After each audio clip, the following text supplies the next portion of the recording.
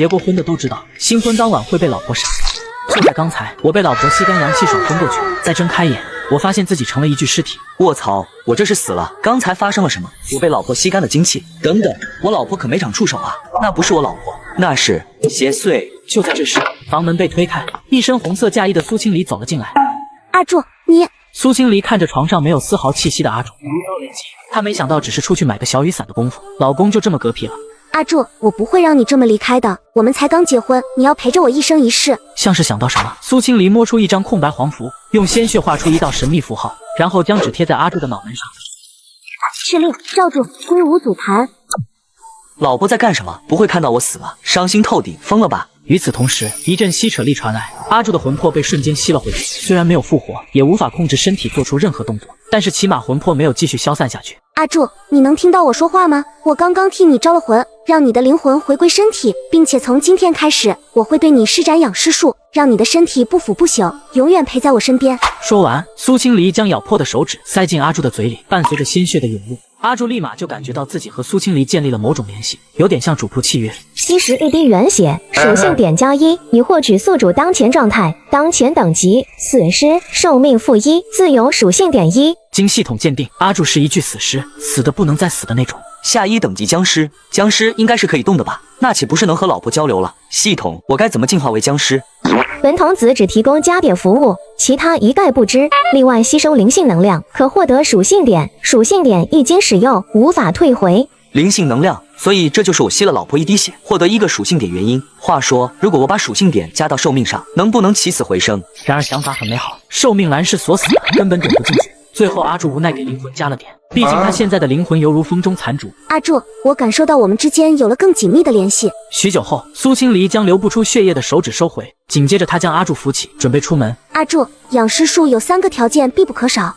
第一是符咒，我已经为你贴符念咒，可以护住你的残魂。第二是风水宝地，人得地气而生，尸体也可以不腐。我现在就要为你选一处阴宅，延缓尸体的腐朽，同时滋养你的肉身。打开门，苏清离红着眼睛走出院子。这里是九黎村，也是阿柱的家乡。虽然已经没有亲人，但阿柱还是选择在村子里结婚。阿柱，这都9点多了，不和媳妇在屋里睡觉，怎么跑出来了？阿柱他喝醉了，晕乎乎的，我带他去外面散散步，醒醒酒。原来是这样，这小子酒量确实不行，我跟他喝过。散步的话，你们往南走，千万别去北边，那边坟地多，不太干净，附近还有条河，淹死不少人。苏清离笑着点了点头，没有闲聊下去，背着阿柱的尸体往北边走去。现在的年轻人真是太虎了。话说，我怎么感觉有点冷？是啊，凉飕飕的，是不是要降温了？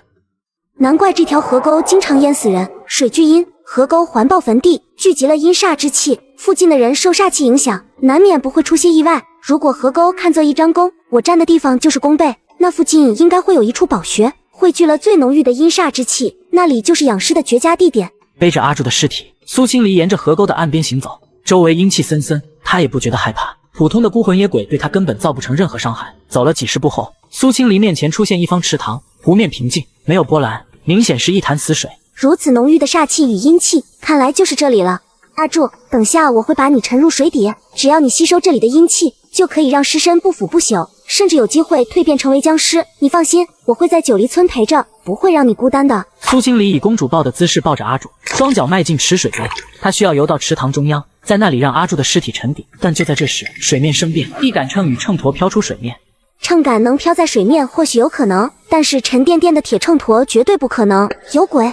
苏清离向后退了一步，远离水面。哪里来的小鬼？几百年老掉牙的套路，竟然还在用，真是不知道与时俱进。看着缓缓飘向岸边的秤砣，苏清离面露嘲讽，这一举动让水里的秤砣泛起波纹，仿佛在表达不悦。敢嘲笑本鬼，有本事你下来啊！阿柱，就让这秤砣带你下去好不好？你不说话，我就当你答应了。其实苏清离本可以轻松灭掉小鬼，但他认为有鬼在，反而对阿柱是一种保护。将一张黄符贴在阿柱脑门后，苏清离把他压在了水面的秤砣上，顿时一股吸力传来，那秤砣以一种极快的速度将阿柱拖进水底。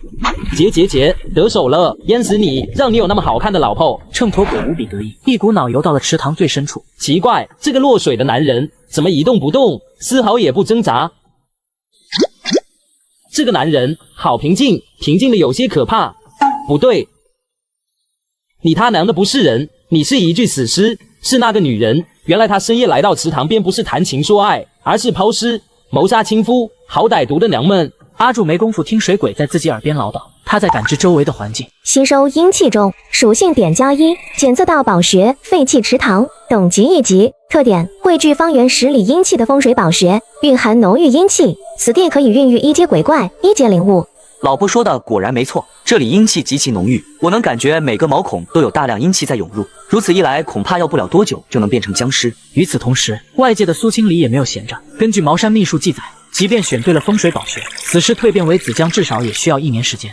若想加速这个过程，那就是养尸术的第3个条件——炼制灵液。为此，他忙碌了一晚，凭借记忆将所需的药材罗列出来。药方上大多数药材都能在网上买到，不过无根水、晨露这些恐怕就需要我亲自去采了。揉了揉发胀的脑袋，他知道自己需要休息了，但是一想到惨死的阿柱，他就一阵心悸。究竟是什么邪物杀死了赵柱？一丝一毫的阴邪之气都没有留下来。即便对方的实力远远高于我，也不可能完全抹除所有的痕迹，除非他的强大超过我的认知。那样的话，即便找到他，我恐怕也报不了仇。另一边，经过一夜吸收，阿柱获得了10点属性点，他全部加在了肉身上，效果很显著。他胸前的皮肤已经变成了紫色，这是蜕变子僵的特征。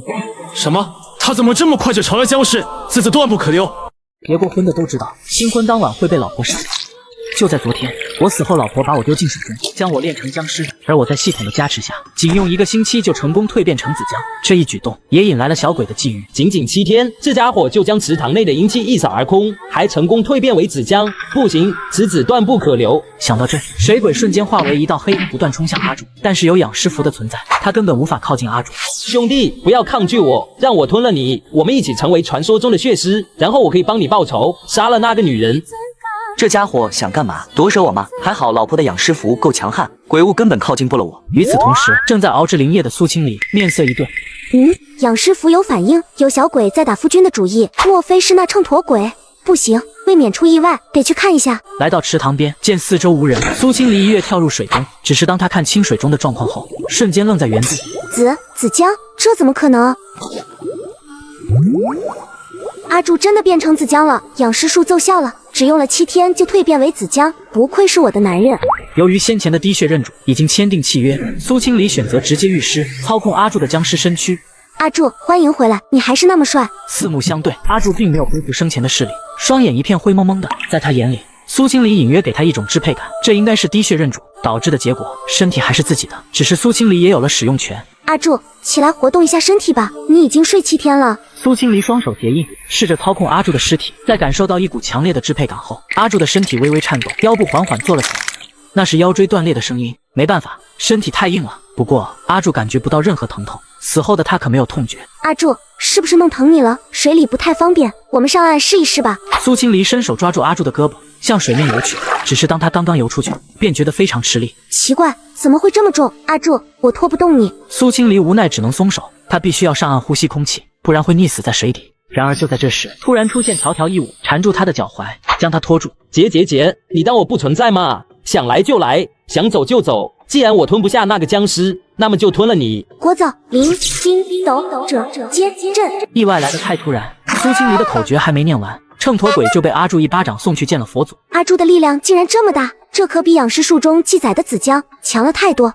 而且我刚才并未御尸，是阿柱自主攻击的，他这是在保护我。只可惜我没办法和他交流，不过我相信，只要一直养尸下去，阿柱或许就能开口说话。担心僵尸聚光，苏清离在上岸后，索性等到天黑，这才敢召唤阿柱。随着苏清离的控制，水面不停翻涌，僵尸阿柱很快就从水底冲了上来。经过2个半个小时训练后，苏清离的御尸手段越发娴熟。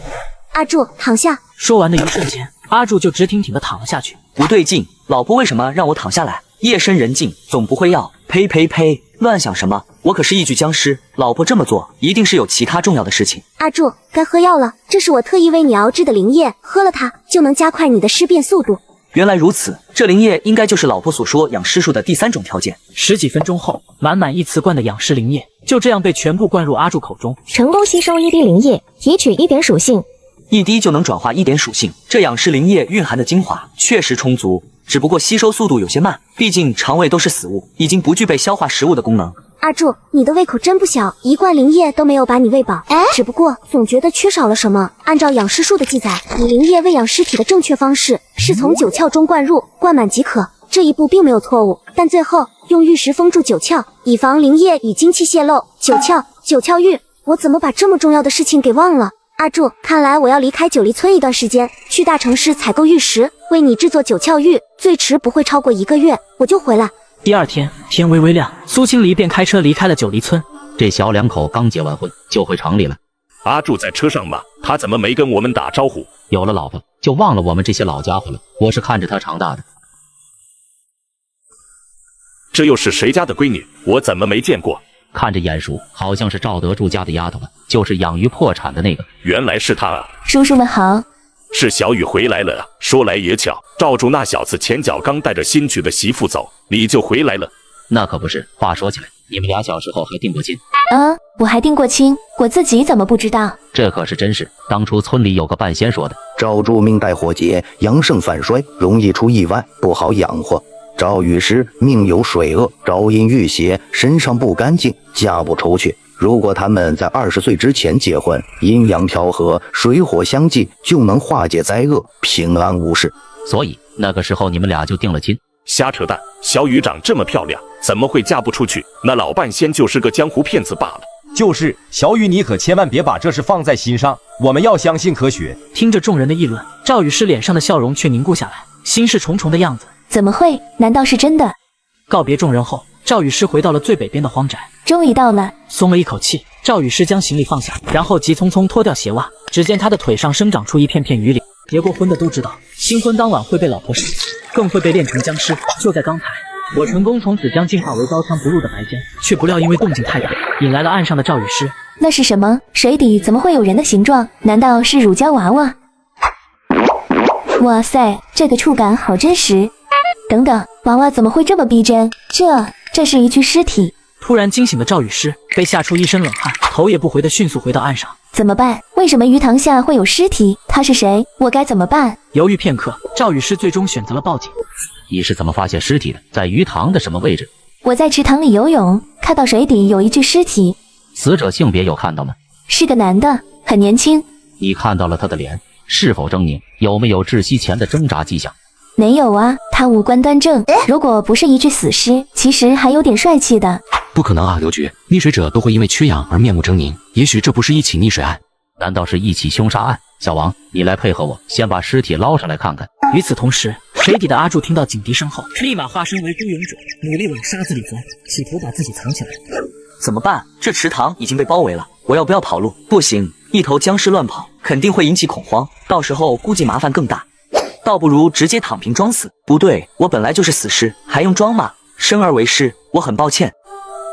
尸体皮肤很白，没有尸斑，无挣扎痕迹，看来的确不是溺亡，10有8九是凶杀，真是可惜了。简单做了一些观察后，刘青虎把绳索套在阿柱身上，然后游回了岸上。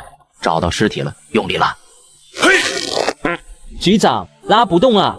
现在的年轻人身体都这么虚，一点力气都没有。让我来。接过绳索，刘青虎轻蔑一笑，当即用出全力力气，然而绳索竟然丝毫未动。愣着干嘛？还不过来帮我！最终3人一起合力拖拽，绳索终于动了，但是船也翻了。就这力道不够啊，连我这区500斤的白浆都拉不动。呸，啥也不是。气死我了！小王，给我准备航母阻拦索，我要用传说的降龙18了，就不信拉不上去。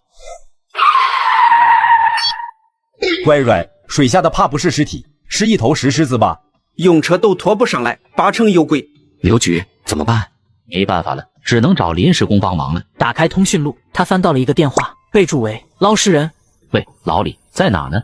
搁河边上呢。刘局给我打电话，是不是来活了？有具沉尸，过于扎手，你赶紧来九黎村。九黎村我知道，那村子阴气重，你们8成是撞鬼了。行了，别废话了，赶紧来。刘局你是知道的，我们捞尸人有3不捞，我加钱，马上到。20分钟后，有着40年经验的黄河捞尸人李福龙骑着一辆3轮车赶到，简单了解了情况，他就带着用几10年的捞尸工具下了水。这是白浆，难怪我总觉得鱼塘里的阴气减少了这么多，竟都被这具尸体给吸收了。不过尘归尘，土归土，你还是随我上去吧。他举起手中的铁钩朝尸体勾去，结果却无法穿透。我这钩索捞了数千人，早就具有镇煞的效果，怎么可能会勾不穿一具僵尸？这家伙到底是什么鬼东西？你要勾得穿就有鬼了。我可是把大部分属性点都加在了肉身上。老李，这可是你几十年来第一次失手，水底的尸体到底怎么回事？是僵尸，恐怕至少已经尸变1年了，皮肤比石头还要硬。听到僵尸2个字，刘青虎无法镇定。这种案子最为棘手，过于玄乎。你刚刚说这尸体已经死了1年了，没有1年的时间，不可能尸变成僵尸。1年前的凶杀案，那破案难度可就太大了。最关键的是，你说的这些都没有科学依据，我能信吗？信不信由你，咱们观念不同，我不强求。但是有一点，一定要想办法把尸体捞上来，否则以后会出大问题。这个我知道，老李，要不你再下去试试？捞了3次捞不上来，就不能再捞了，这是规矩。不过还有个办法，既然捞不上来，其实可以把鱼塘的水抽干。老李，这方法安全可靠。说干就干，他立马让属下安排10几台柴油抽水泵，连夜布置在鱼塘四周。听着柴油机的轰鸣声，李福龙一阵感慨：如果能把黄河抽干，就不会有那么多人溺死了。李大爷，那恐怕死的人会更多。李福龙有些意外，竟然有人不嫌弃他身上的尸臭，肯和他聊天。妮子，是你发现水底尸体报的警，水性不错，有没有兴趣跟我学捞尸？你当我徒弟，以后我的遗产都给你。不要，我可干不了这个，我只想找一份轻松安稳的工作，替我爸还债。而且他很想把鳞片的事情说出来，但是又憋回去了。听你这意思，你缺钱？不是缺，是很缺。缺钱？那可巧了，你家这鱼塘里有宝贝，至少值7位数。不可能，这鱼塘连鱼都养不活，怎么会有宝贝？等等，你不会是说那具尸体吧？除了那具僵尸，鱼塘里还有一件宝贝，名为阴沉木。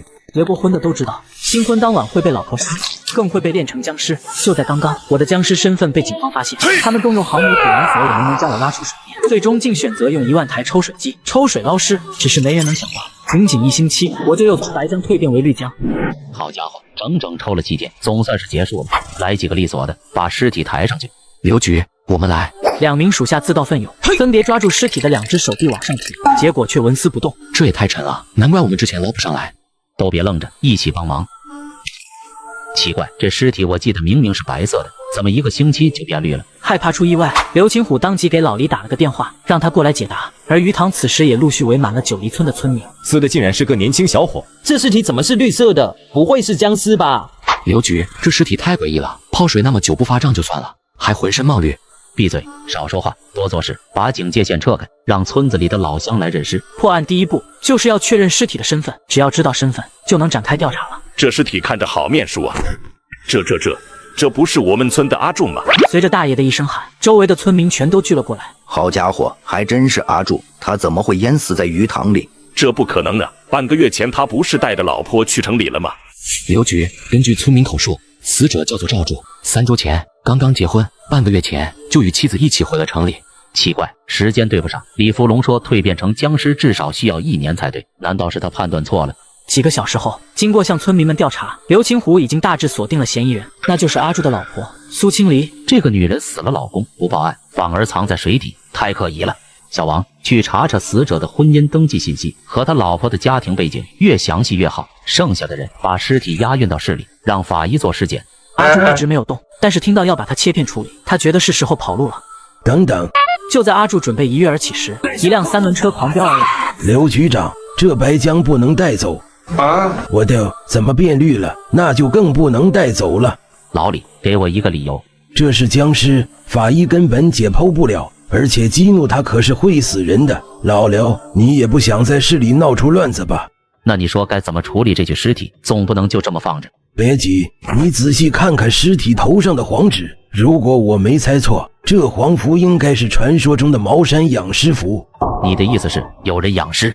不错，这尸体潜力巨大，对养尸人应该极为重要，所以我们只要抓住养尸人，这案子就能破。老李，如果你说的是真的，我想我知道养尸人是谁了。是谁？这具尸体的新婚妻子。新娘子把丈夫拿来养尸，小说都不敢这么写吧？刘局长，你们去抓人，我帮你们守着尸体。就这么放在野外？这是僵尸，放在太阳底下晒晒，除煞气挺好的。如果带他去炼尸房，反而会加快尸体的尸变。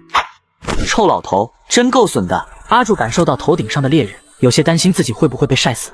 等等，我已经死了啊，晒死是不可能了，最多成姜丝干。汲取一缕日之精华，属性点加1。突然看到系统提示，阿柱懵了，还能光合作用。既然这样，那就不跑了，就这么躺着晒太阳吧。妮子，你一直看着僵尸，难道你认识他？小时候的玩伴，没想到多年不见，他就这么离奇的死了。可惜了，这小子娶错了人，他娶的如果是你，估计就不会死于非命。看开点，你没得到人，但是你得到了一大笔财富。赵雨诗顺着李芙蓉手指的方向看过去，池塘的淤泥中埋着几根木头，这就是阴沉木。阴沉木又称乌木，从古人开始就有把乌木用作辟邪之物的习惯。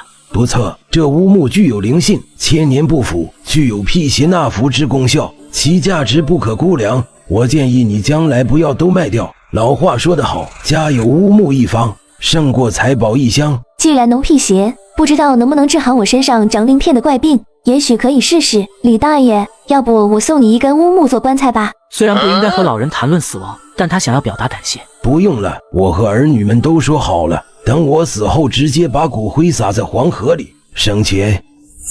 刘局，死者的信息都查清楚了。赵柱，24岁，是个孤儿，于上个月七夕节在九黎村举办婚礼。刘金虎点了点头，没有什么太大的疑点，重点是死者的老婆。刘局，关于苏清离的信息有点复杂。苏清离本人是江南大学中文系研究生，目前已毕业。他的父亲苏轩是一家大型医药企董事长，母亲是一位世界级非遗水之丝传承者。不过二人目前已经离婚。刘局，最关键的是他师傅葛红珍，现任茅山万寿宫主持，茅山道教协会会长。看到这些信息，刘金虎眉头紧皱，陷入沉默。他完全想不到苏清离的杀人动机是什么？难道他是为了完成某种神秘的仪式，比如是为了养尸，再或者死者只是自然死亡，而苏清离舍不得丈夫离世，所以才偷偷养尸？这似乎也很合理。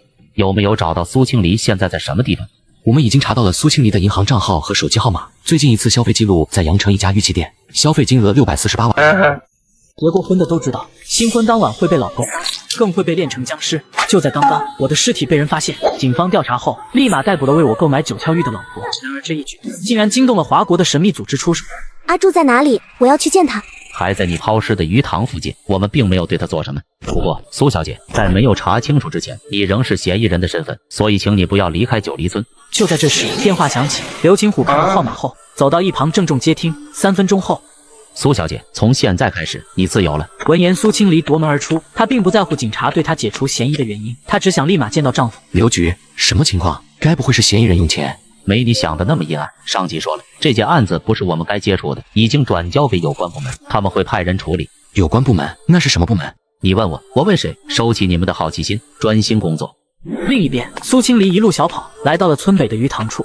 鱼塘的水被抽干了，没想到为了把尸体捞上来，竟然用了这么大阵仗。四周张望，他看到阿柱躺在一块大石头上，被烈日无情的炙烤着。哼，可恶！僵尸最怕至阳至刚之物，阿柱他现在一定很痛苦。苏清离连忙来到阿柱身边，发现他全身完好，这才放下心来。阿柱，我回来了。乖乖，养尸人竟是个绝世美女。旁边的草棚里，李芙蓉从椅子上惊起。你就是这具僵尸的主人吧？这么年轻就能把刚死的尸体养成僵尸，真是太有悟性了。这人是什么身份？他为什么知道我养尸的事情？姑娘，听我老头子一句，放下执念，好好把茅山道术发扬光大，才是正途。老前辈，我丈夫是被邪祟害死的，在这附近有没有祟物出没？这2年我没遇到过。你是茅山弟子，应该很擅长抓鬼驱邪，找不到线索吗？老前辈，这附近有没有阴气重的地方？一般来说，阴气重的地方就会有邪祟出没，同时还可能存在风水宝地。他现在的目标就是寻找下一个养尸地。北边坟地多，肯定阴气重。李芙蓉随手指了指，苏清离向北望去，那里视野开阔，隆起一个个小坟包，其整体格局藏风聚气，一看就是适合养尸的风水宝穴。老前辈，能不能麻烦您帮我引路？我想去那里看看。你要去找害死你丈夫的邪祟？不，我想去选一块坟地，把阿柱埋了。埋了，开喜，埋了好，入土为安。走走走，我带你去，坐得惯3轮车吗？苏清离点了点头，不过他的目光停在了裸露的鱼塘淤泥处。阴沉木，这里怎么会有这个东西？前辈，这几根阴沉木，你想拿来给你丈夫做棺材？只不过这几根阴沉木已经有主人了，你要跟他买下来才行。小雨来生意了。李福龙冲着鱼塘附近的一处老宅喊了一声，赵雨诗很快走了出来。小雨啊，这是阿朱他媳妇，叫什么来着？苏清离。你好，我叫赵雨诗。赵雨诗表面很平静，目光却在苏清离身上不停游走。阿朱竟然娶了这么好看的老婆，死得不冤。苏姑娘，我听说小雨小时候和你丈夫定过娃娃亲，你们俩还挺有缘分的。大石头上躺尸的阿朱差点就诈尸了。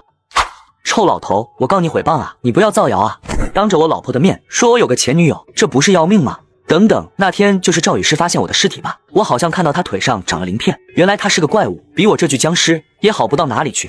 就暂时先帮她保守这个秘密吧，毕竟死人的嘴是很严实的。苏小姐，你别误会，我和阿祝已经10几年没见过面了。我们说正事吧，我想从你这里买一根阴沉木，给我丈夫做棺材。你打算把他安葬了？埋了好啊，尸体就应该待在土里。我要最粗的那根，你想要多少钱？不收钱，毕竟他也是我的发小，就当送他最后一程。不行，你必须要收钱。看苏清离这么较真，赵雨诗突然意识到什么，这个女人不会吃醋了吧？那好吧，你按照市场价看着给就行了。既然谈好了，那苏小姐，我现在带你去北边挑墓地吧。阿祝，乖乖等着我哦，晚上带你回家。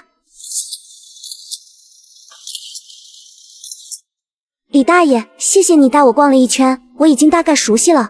经过2个小时的探查，虽然还没找到宝穴，但是苏清离已经有了思路，他需要1晚上的时间思考。苏小姐，只是挑一个坟地而已，用不着货比3家吧。李大爷，抱歉了，明天就不用您陪我了。都行，帮人帮到底。明早我来接你，别看我这3轮车又破又旧，总比你的2条腿要快。3轮车电量不多，慢慢悠悠地消失在夜色中。苏清离望了望四周，空无一人。是时候御尸了。他晃了晃手腕上系着的玉铃铛，以声音作为媒介，发出御尸指令。阿柱的身体起了反应，一个鲤鱼打挺，从大石头上站了起来，全身僵直，双臂绷直。阿柱突然很想试试自己的力量，撞向了一棵柳树。苏清离还以为自己御尸出现了偏差，立马发出了禁止的命令：不可以。不过苏清离的命令还是慢了半拍。咔嚓一声，柳树拦腰折断，阿柱毫发无伤，只是身体内部的骨头断裂几根，一点也不痛。不远处的宅院里，赵雨诗刚好看到了这一幕，尸体竟然真的可以动，而且还撞断了一棵柳树，太可怕了。不过他内心的一块大石头突然放下了。尸体都可以乱跑，我身上长鳞片，又有什么不可以？结过婚的都知道，新婚当晚会被老婆杀，更会被炼成僵尸。就在刚刚，老婆为我寻找新的养尸地，竟发现传说中的天心石道穴。然而这处宝地已被人捷足先登，并且那人还是我的祖宗。李大爷，就是这里了。苏夫人，你不会要把你丈夫葬在这里吧？这里可能不太合适。有什么问题吗？我可以把这块地买下来。不是钱的问题，据我所知，这里原本就是一座大坟。听到这句话，苏清离瞪大了眼睛，没想到竟然被人捷足先登了。不过没关系，二手的也能用。这是什么时候的坟墓？埋葬的是什么人？清朝的墓，有300多年了。墓主人是一名武状元，以赵为姓，人称赵君门，算起来也算是阿柱的祖宗了。李大爷，这座坟无人祭拜打理，我把阿柱埋在这，应该没有人会反对。我反对。你丈夫也是赵氏后人，小辈骑在老子头上，真的不合适。反对无效。李大爷，你不姓赵。不再理会吹胡子瞪眼的李福龙，苏清离直接在确定要挖坑下棺的位置做好了标记。经过这次实地考察，他确信无疑，这里就是绝佳的养尸宝地，他一定要把阿柱埋了。丫头，该说的我都说了，你不听我就没办法了。骑着3轮车把苏清离送回家后，李福龙说要去看看棺材的定做进度，就往镇子上去了。苏清离越发费解。这老头有些过于热心肠了，总觉得哪里不太对。由于上一次熬制的基础灵液容易太快被吸收完，苏清离花了1星期又熬制了1年的分量。这次一定要喂饱阿柱。不过阿柱要被埋在地下，会不会变臭？苏清离想到这些，浑身发毛。她可不想看到丈夫尸臭冲天，所以为了避免尸体发臭，她需要开发出一款新型灵液。3天后，苏清离成功研发出新款养尸灵液，取名为13香。同时李福龙也将棺材送了过来。苏夫人，你定个时间下葬吧。宜早不宜迟，明天是丙子日，我看挺合适的。苏清离不想再拖下去了，她一直在担心有人会阻止她的养尸行为，只想尽快把阿柱埋了。我去帮你联系挖掘机，明早在你选的风水宝地挖坑，不过钱你自己出。苏清离点了点头，对他来说，能用钱解决的事情是最简单的。今晚记得帮你丈夫入殓，过了明天你们可就见不着了。苏清离记在心里，眼角莫名一酸。阿柱，这是我为你调配的新款养尸灵液，能够避虫鼠，让你不受打扰。来，张嘴。他将香露倒进碗里，一口一口喂进阿柱的口中。牺牲一滴香露，获得自由属性点+1，获得固定属性点尸香+1。香露灵液比起之前的基础版灵液，效果更强了。一滴香露就能获得1点自由属性，还有额外的固定属性点。喂了一罐香露灵液之后，苏清离为阿柱擦了擦嘴角。阿柱，你太重了，我抱不动你，你自己跳进棺材里吧。说完，苏清离发出御师指令，阿柱站起身，跳进了棺材。第二天一大早，唢呐声响起，流水席摆开，九黎村的父老乡亲们都来吃席了。阿柱这孩子死得太早了，我是看着他长大的，没想到他走在了我前头。也不知道阿柱他老婆有没有怀孕，要是能留个重那该多好。虽然村民们都怀疑阿柱的死与苏清离有关系，但警察没有抓他，众人也都接受了事实。吃了大席之后，下葬仪式开始了。看着和尚的棺材板，阿柱的视野完全陷入黑暗中，就像是被关进了小黑屋。这里逼仄、幽闭，充满了挤压感。不过阿柱很快适应下来，他将注意力都用在吸收养尸灵液上。拖拉机拉着棺材，苏清离在最前方领路，送葬队伍浩浩荡荡朝着村北而去。越往北去，人越少，尤其是女人，止步在河沟前。苏夫人，死者下葬的时候，女人身上阴气重是要回避的，否则会带来厄运。你还要往前去吗？我是阿柱唯一的亲人，无论前面是刀山火海，我都要看到他安全下葬。那好吧，你是城里人，没那么多穷规矩。就在这时，旁边的岔路口走过来一个人，正是阿柱的发小赵雨诗。苏小姐，节哀。小雨，你也要去送葬？李福龙有些错愕，这妮子不会对棺材里那位动情了吧？阿柱是我发小，我想送他一程。赵雨诗确实对阿柱念念不忘，不过不是爱恋之情，而是好奇、疑惑、恐惧。苏清离加快步伐，领着棺材来到赵氏祖坟那座凸起的土丘下，伴随着挖掘机的轰鸣声响起，阿柱就这么被埋在了足足7米深的坑里。这是苏清离特意交代师傅挖深一些的，因为这样安全，不会被轻易挖出来，有利于尸体受到风水宝穴的滋养。棺材里躺尸的阿柱感觉到一阵颠簸后平稳下来。吸收阴气中属性点+1，检测到宝穴明清古墓，等级2级。特点：以百里山川为大阵，汇聚百里之阴气，此地可以孕育2阶鬼怪、2阶灵物。不愧是我老婆，能找到这么好的风水宝穴。他疯狂掠夺古墓里的阴气，收割属性点，全身上下也越来越绿。苏清离看着眼前的坟包，久久没有回过神。原来生离死别的感觉是那么悲伤。丫头，我就先带人下去了，你再多陪一会你丈夫。都赶紧走吧。在李福龙的催促下，所有人都离开了，只有苏清离一人跪坐在坟前，默默烧着纸。小雨，你怎么还不走？李大爷，阿柱真的埋进去了？那可不，7米深的封土呢？那他会不会还有可能再出来？那天晚上我看到他一跳一跳，还把一棵柳树撞断了。丫头，听大爷的话，你什么都没看到。这时候手机响了，李福龙看了一眼，脸色大变。我儿子打来的，小雨你先回家吧。说完，他自顾来到一处隐蔽的地方，接通电话。我是捞尸人，有话快说。事情办得怎么样？那具尸体清理掉了吗？尸体已经埋进7米深的地下，没有威胁了。为什么不把尸体毁掉，阻止尸变继续发生下去？我试过了，做不到。黄河尸煞你都能镇压，消灭一只僵尸有那么难吗？我今年68了，为组织工作了30年，你现在让我去拼命，凭什么？老李，你有没有想过，那具尸体出关后不受控制，变成嗜血的恶尸，该怎么办？他杀的第一个人一定是我，还有什么？快点问，我还要去打牌呢。最后一个问题，尸体是在新婚夜被邪祟害死的，是什么邪祟？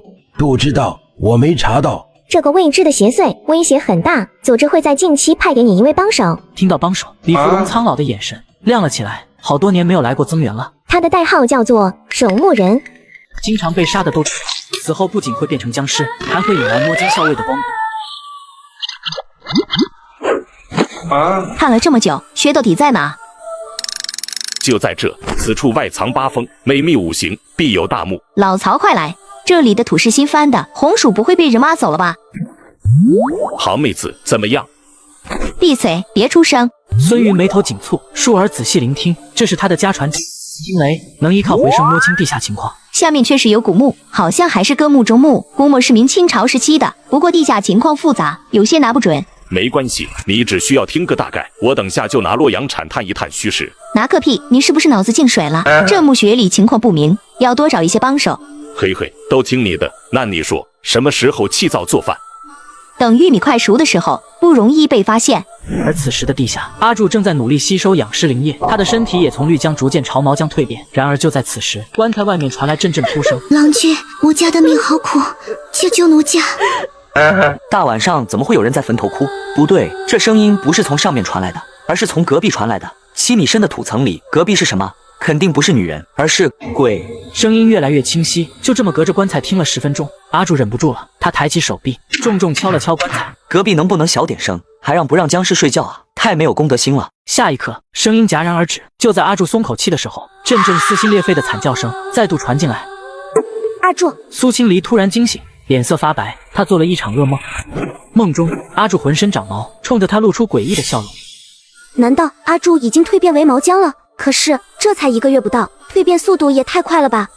天亮之后，苏青离直接去了阿柱的坟头，他的脑子里不停地回放着昨夜的梦。为了验证真假，他决定通过预尸的方式感知尸体的状态。地下7米传来敲击声，苏青离一阵惊喜，他感应到了尸体。然而就在这时，脑子一阵抽痛，他的大脑瞬间宕机。毛，好多毛！阿柱变成毛浆了。时间1分1秒流逝，苏青离的预尸手段也越来越熟练。今天就到此为止了。苏青离长舒一口气，练习了1天的御尸术，非常消耗精神。阿柱，天要黑了，我先回家了。你能蜕变成毛浆，真好。就在苏青离走后不久，一伙人也来到了这里。三叔，这里面真的会有红薯？看起来平平无奇。三叔，你可别打眼了。瘦猴子、肥猫，你们俩放心好了，1个月前就已经踩过盘子了，这可是长眼亲自点的穴。长眼是指一个团队的核心，负责看风水发现墓穴。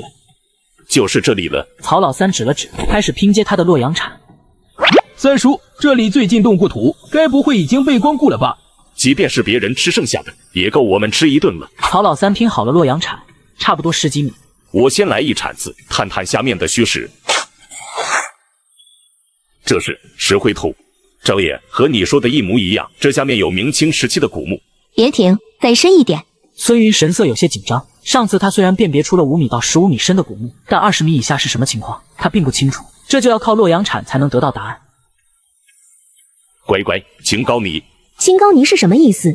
青高泥说明最下面有西周墓。那个时期的诸侯王在下葬之后，都喜欢用青高泥作为封土。确定了土层结构，众人商议如何下洞，最终一致确认从阿柱的坟包往下挖。由于众人都是老手，洞挖得很快，不一会就挖了数米。与此同时，有动静。棺材里的阿柱听到了棺材板上面传来声音，他一开始还以为又是隔壁的女鬼作祟，但是仔细听，并不是。一声响亮的撞击，棺材板震动起来，声音在内部回荡。这回听清楚了，我敲，有人在敲我的棺材板，难道是老婆？不对，老婆白天一直在，如果要挖我出去，不会等到晚上，那会是谁呢？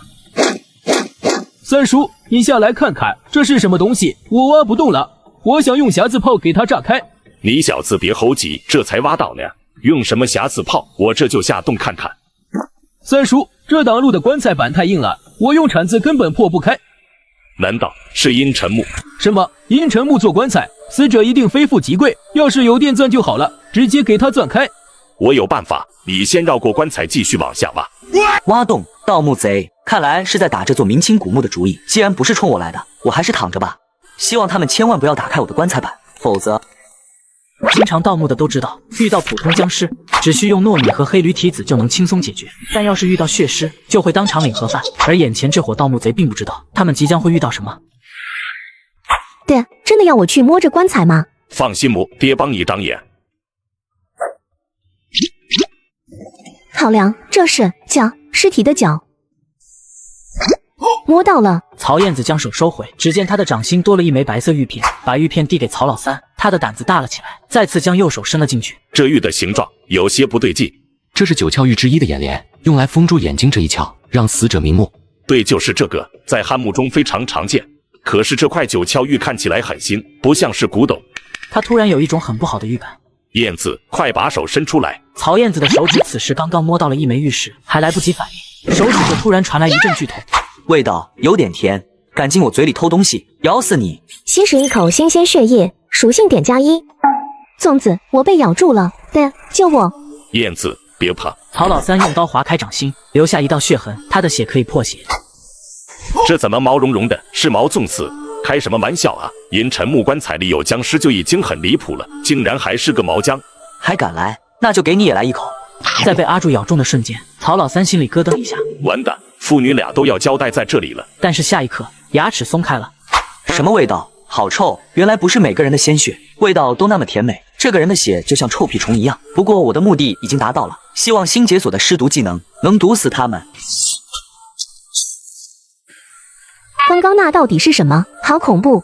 是毛浆，不过不是普通的毛浆，而是被养出来的。背后应该有一位养尸人。养尸人？这世上竟然有人养尸！我看你们还是别关心养尸人的事情，关心一下自己的手掌吧。曹氏妇女抬起了手掌，被咬的手指渗出乌黑的血液，伤口的表面有些发绿，像是长了霉菌。糟了，这么烈的尸毒，真是要命了。爹，我们会死吗？我才18岁，还不想死。燕子，别怕，爹不会让你死的。说完，曹老三从兜里取出一小包糯米粉，敷在了他的手指上。这样处理恐怕不行，我觉得应该把手指切掉。不行，我不能让燕子落下残疾。燕子，都是爹不好，不该让你去摸尸。爹，我不怪你，都是我非要下墓。话还没说完，曹燕子突然目光惊恐地看着眼前，只见曹老三拿出小刀，一咬牙切掉了他那根中毒的手指。已经晚了，现在恐怕要把整只手剁掉才行。先上去再讨论解毒的办法。就在这时，耳机里突然传出滋啦滋啦的声音：“救命！三叔，救我！是个清朝的老粽子，我和瘦猴子被他抓住拖进棺材了。”惊恐的声音夹杂着骨裂声：“三叔，救我！我不想死啊！死胖子，都怪你！这就是你说的大金球，分明是个雕刻的人头。”都在，我去救他们俩，你把燕子带上去。金粽子很危险，他们俩恐怕没救了。肥猫他爷爷曾经救过我一条命，这个人情我要还。爹，曹燕子已经泣不成声，他牢牢抓住曹老三的手臂。燕子，别听刀仔瞎说，你爹我厉害着呢，肯定能把他们俩救上来。刀仔，叔其实一直都知道你不是盗墓贼，叔也不知道你盗墓的目的是什么，但你肯定不是一般人。我想求你帮燕子把尸毒解了。不能保证，我尽力。谢谢。得到答复，曹老三扭头，只身走向漆黑的盗洞，越来越深。燕子，你爹呢？曹燕子双眼又红又肿，眼泪婆娑，说不出话来。孙云立马明白了，他是不是去救肥猫和瘦猴子了？爹说了，他一定会上来的。这时对讲机突然传来地下13米深处的动静。老子盗墓20多年，今晚真是开眼了。先是毛粽子，这又是顶着金脑袋的金粽子。耳机突然没了声音，曹老三并不想女儿曹燕子听到他被暴打。5分钟后，耳机里传出刺啦刺啦的声音，刚刚的叫嚣声已然不存在。都在金粽子的金脑袋是实心的纯金，他的身体比钢铁还要坚硬。我用沾血的匕首，连他的皮肤也划不破，他的力量非常大，几根手指头就捏碎了肥猫的头盖骨。最诡异的是，他的四肢并不僵硬，像正常人一样灵活。我从来没见过这样的粽子，我觉得他不像僵尸，更像是血尸。都在，这些情报可以换燕子一条命吗？可以，谢谢你，三叔。不好，他要上去，不能让他离开墓穴，快把盗洞堵住。刀仔看着漆黑的盗洞，一股森然的阴冷之气扑面而来，直接用铁锹封土，恐怕是来不及。想到这，他直接取出匣子炮，点燃后丢进盗洞，一声巨响，整个土丘都颤抖了一下，盗洞轰然坍塌，消失无踪。经常盗墓的都知道，下墓遇到粽子，基本上会全军覆没，即便活下来也要被送去吃掉粉。姓名、年龄、大半夜为什么炸坟？警官，别误会，我不是盗墓贼，这是我的证件。小王，去查查是真是假。刚刚的爆炸声是怎么回事？考古还需要用炸药爆破？下面有僵尸想爬出来，迫不得已炸了一下。这小子不像说谎啊，难道他就是有关部门派来的？就你们2个，还有3个埋在下面，在对付僵尸的过程中牺牲了。这个女孩她是什么情况？被僵尸咬了，尸毒攻心，快没命了。血管都黑了，你不早说，快点把她抬到镇上，救人要紧。与此同时，地下7米深，阿柱的棺材被炸出一个缺口，伴随着一阵阴风吹入，阿柱的身上瞬间多出一张白色被褥，被褥下鼓鼓囊囊，显然是有人钻了进去。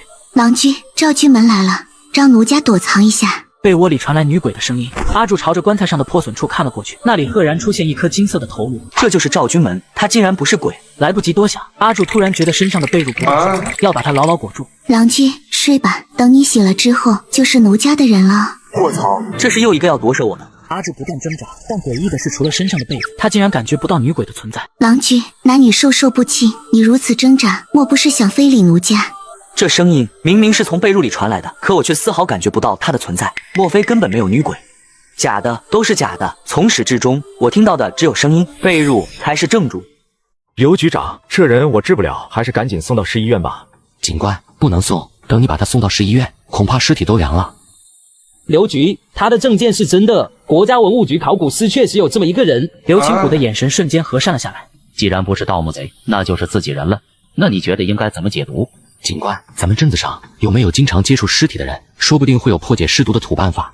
经常跟尸体接触的人，让我想想。警官，你仔细想想，咱们镇子靠近黄河，黄河里有不少落水的尸体。赵无名就差把黄河捞尸人这5个字直接说出来了。你小子果然还有同伙，老李啊老李，你藏得够深。咱们认识了10几年，连我都没有看透你。好了，我已经为他进行了简单处理，短时间内是死不掉了。老李，我以前怎么就没看出来，你还是个妙手回春的神医？神医可不敢当，这都是捞尸的前辈们传下来的秘方和经验。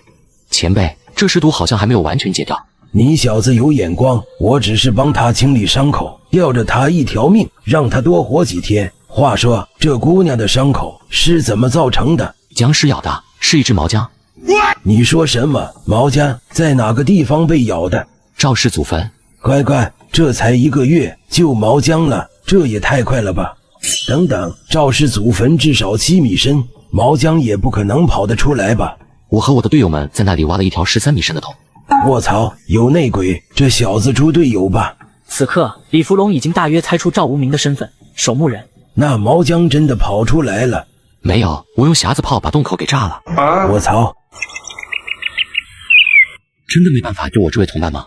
你们遇到的那只毛僵是有主人的。据我所知，养尸人可以免疫所养僵尸的毒，所以现在全世界只有1个人可以救他一条命。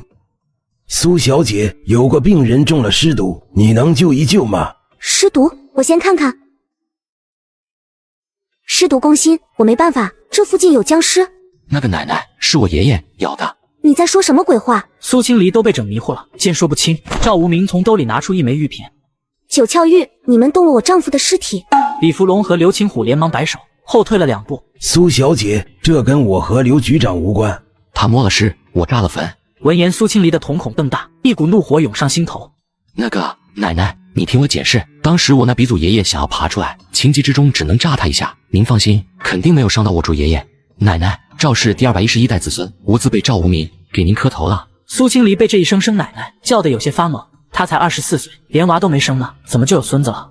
奶奶，我跟您磕头绝对不是为了救人，而是为了认亲。第一，拜访我的鼻祖爷爷九门提督赵巨门；第二，寻找我的高祖爷爷赵七斗，也就是阿柱爷爷的爷爷。起来吧，我没红包给你。奶奶，您能不能？不能，等我确认阿柱一切正常之后，才会考虑为他解尸毒。说完，苏青离扭头前往了赵氏祖坟。杨大娘，这么早就来干活？我出来放羊，顺便掰一些玉米煮着吃，等下掰完了送你一筐。谢谢大娘。青离，你这地里到底种的是什么？石蒜。石蒜好吃吗？阿柱喜欢吃。听到阿柱这2个字，杨大妈颤了颤。大娘，我还有事就先走了。苏青离走后，杨大娘突然发现自己的羊少了一只。就在这时，不远处突然传来羊羔的惨叫声。杨大娘连忙跑了过去，只见那里一个像野兽一样的人正在啃食着什么。刘局，尸体的死亡时间大概在6到8小时前，也就是上午9点左右。局长，我们在尸体被撕开的肚子里发现了活体蛆虫，可能是凶手留下来的。闻言，在场围观的人群无不倒吸凉气，这杀人手法着实变态了些。大家都回家吧，天黑了，不要留在这里。最近几天多注意安全。杀人的是邪祟。苏青离今天在阿柱坟前待了1天，经过探查，阿柱没有大碍，只是貌似被什么东西给束缚住，所以他打算找人把阿柱挖出来。不成想却看到早上还在一起说话的杨大娘惨死在这里。苏小姐，你能确定？那你能找到他们？我可以帮忙。那就麻烦你了，苏小姐。不过你打算怎么找到凶手？尸气，通常情况下，邪祟在害人之后都会留下痕迹，比如阴气、邪气、妖气。湿气，最近也没下雨，哪来的湿气？闭嘴，不懂就别说话。找到了，你们跟我来。就是这了，凶手就在里面。苏青离十分肯定，尸气就是从这里面散发出来的。这里是坟墓，里面藏不了人吧？凶手总不会是坟墓里的尸体吧？这也太扯淡了。这怎么有个洞？凶手不会真的藏在里面吧？这是谁的坟？刘局，这块地属于死者杨淑芬，里面埋的是她丈夫，已经死了10几年了。刘青虎感到一阵头大，这种不是人的鬼东西怎么抓？超纲了。苏小姐，你觉得现在应该怎么做？挖坟。刘局，万一凶手不在里面，我们挖人家坟，岂不是太缺德了？别废话，挖！刘青虎拿起铁锹，第一个动手。30分钟后，坟被挖开，朽烂的棺材出现在众人眼前。围起来，别让他跑了，把枪拿出来。这是爬尸，没用的，你们伤不了他。六甲密柱护我身形。伴随着咒语念出，一股强大的气场铺展开来。刘青虎赫然发现苏青离的周身竟然浮现出6道虚影。卧槽，来真的，这些都是什么鬼东西？而此时，在6道虚影出现的时候，只被定住了一边，完全无法动弹。他下一刻，他整个身体直接爆开，消失无踪。搞定了。刚刚他用的是9字真言，也称6甲密主。奇怪的手势，奇怪的咒语，凶手就伏法了。是啊，局长，这也太玄乎了，10秒就结束战斗了。刘青虎听到他们的话，突然觉得哪里不对劲。你们眼瞎了吗？没看到他们？局长，他们是谁？刘局，你是不是看到了脏东西？没看到就算了，跟你们开玩笑的。刘青虎勉强让自己镇定了下来。既然是苏小姐召唤出来的，那肯定不是邪祟。苏小姐，这些是什么？为什么其他人看不到，我却能看到？是6甲神将，我也看不到他们。苏小姐，你不是在开玩笑吧？你召唤出来的东西，你看不到？我确实看不到，师父曾说，修道之人不可以着相。至于你为什么能看到，或许是你有修道的潜力。好了，问题解决，我先回家了。刘局，1个小时前有人报警说看到他爷爷在地里爬行，可他爷爷已经死了2年半。我们赶过去时，那人已经昏迷过去，身上还有不少伤口。诡异的是，治疗还没有效果，该怎么办？这下麻烦了。原本以为爬尸就1个，但现在看来不止1个，到底是怎么回事？这人已经没生命危险了，他中的尸毒不是很烈，比起之前那姑娘要轻多了。老李，你说这几天为什么不断有爬尸出没？这我只懂水里的，陆地上的我也不太懂。你问那小子，他应该知道。是我那鼻祖爷爷赵君门影响了周围数十里的尸体，让他们发生了尸变，而且这影响恐怕已经持续至少10几年了。现如今鼻祖爷爷要出来，被他影响的尸体肯定会纷纷响应，从坟地里爬出来。你小子这么重要的事情，怎么不早说？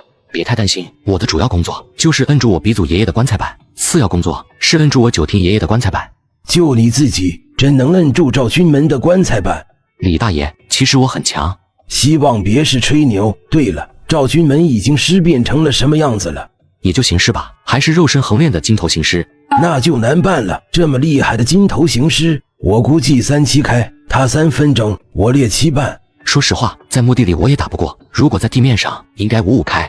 我有什么能帮忙的吗？最好不要太危险，我手下都是普通人。警官，我需要你们帮我封锁赵氏祖坟周围10里的农田，我打算先清理掉那些小喽啰，削弱鼻祖爷爷的势力。你的意思是挖坟，把各家各户的祖坟全都挖了？没错。你小子真特么缺德，不过确实是好办法。第二天一早，刘青虎以发掘重大考古项目为由，临时交通管制。李福龙和赵无名也开始了他们的挖坟大业，从天亮一直挖到落日。我先回家休息会，好久没这么困过了，感觉又年轻了10岁。李大爷，晚上9点还是这里集合。赵无名约定好之后，回到卫生室休息，顺便守着曹燕子。他至今尸毒未解，仍在昏迷中。孙云，你怎么在这？不是让你躲起来吗？刀仔，原来你叫赵无名，还是考古司的巡视员。你骗了我，也骗了我丈夫，他一直那么信任你。夫人，我只是没有表明身份，这可不代表欺骗。即便没有我，你们也还是会盗墓，他们3人还是会死在古墓里。好，那我只问你，燕子的尸毒到底能不能解？能，但这毒只有我奶奶能解。等我奶奶哪天心情好了，就把燕子的毒解了。就离村那个寡妇苏清离，是吗？夫人，我警告你，要是你敢对我奶奶动歪心思，你必死无疑。你想多了，我没有威胁的意思，只是想求他救救燕子。你说我该怎么求他，才能打动他？这还不简单，你直接和我奶奶说就是了。你一定觉得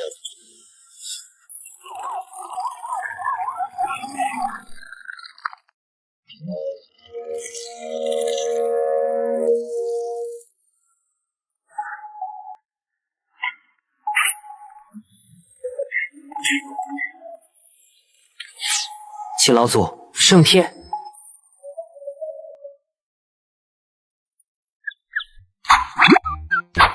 老李，咱们这么偷偷挖我高祖爷爷的坟，要是被我奶奶知道了，就完了。你废什么话？你不说我不说，谁会知道？你们在干什么？得说曹操的。奶奶，我们想把我高祖爷爷从坟里挖出来，如果他尸变了，那就那就怎么样？那就一刀砍了。苏小姐，这你可不能怪无名，他也是好意。奶奶，要是您觉得不妥，我就不挖了，都听您的。我不反对你们挖坟，但是你们对待爷爷不能太粗鲁。这是镇尸符，等你们挖开之后，我把符纸贴在爷爷身上，就不会尸变了。还是奶奶想得周到，高祖爷爷有您这样的孙媳妇，可以含笑九泉了。说罢，他就开始挖坟，10几分钟就把坟墓给刨开了。我没有感应到尸气。奶奶，都已经挖开了，要不打开确认一下？不用开关了，爷爷应该没有尸变。既然奶奶说没有，那高祖爷爷肯定是没尸变。先把爷爷的坟圆回去。将坟填好后，苏清离眉头突然一皱。你们有没有发现周围的湿气越来越重了？李福龙和赵无名也都是立马反应了过来，他们都能感觉到湿气与阴气的变化。三人循着湿气传来的方向，同时看到东北边。这是什么？这是大道，也就是帅旗。古代将军打仗都会把大道立起来，为士兵指引方向。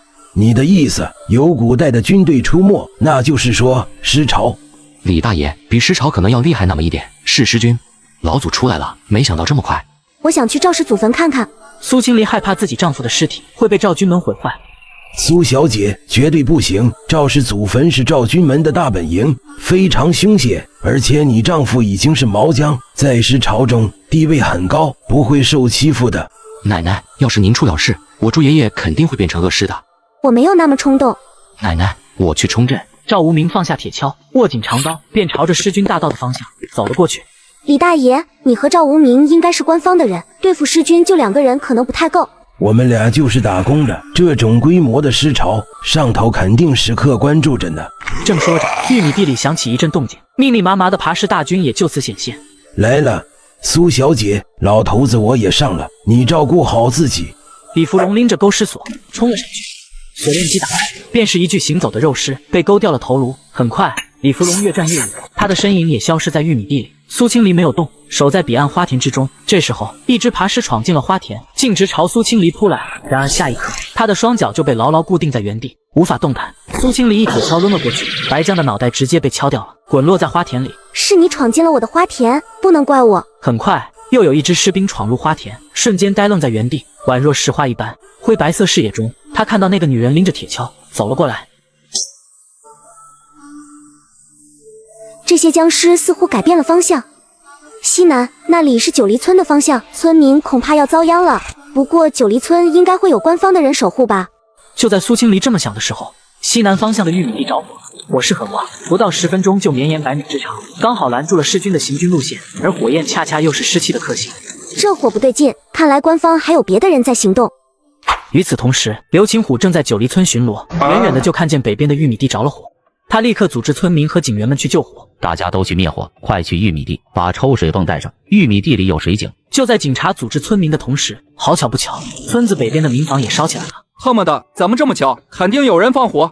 别废话了，先救玉米地还是房子？肯定是房子啊！幸好烧的是村北，没人住。不对，你是不是忘了？小雨在他家的老宅已经住了2个月了。